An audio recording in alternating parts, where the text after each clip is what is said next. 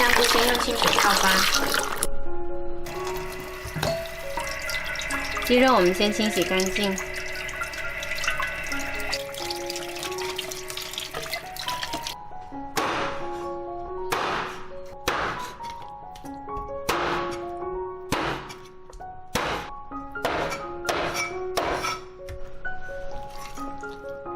再切几片姜。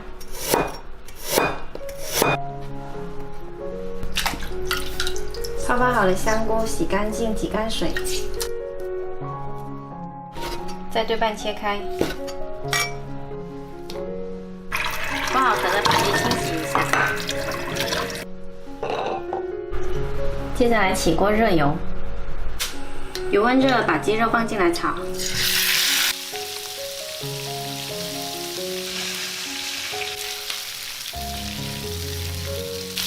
先炒到表面微微变黄呢，再把姜片加进来，匀重料酒、生香、去腥，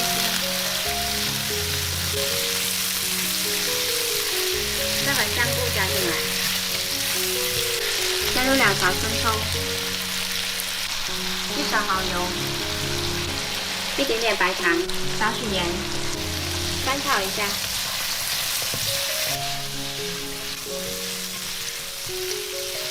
用适量开水，再把板栗加进来，然后调大火煮开。煮开了之后转到砂锅，盖上盖调中小火焖到收汁。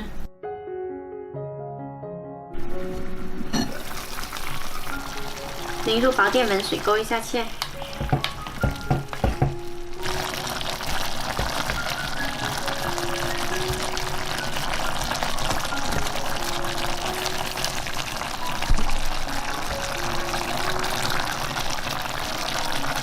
好啦，再放上一把香菜就可以开吃啦。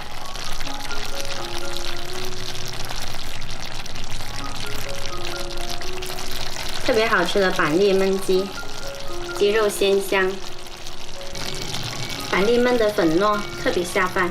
喜欢的话可以试一下哦。我拿短片。好呀，做完了，关机。 很棒，谢谢。给我的。我有一个气球，阿妈说喊你。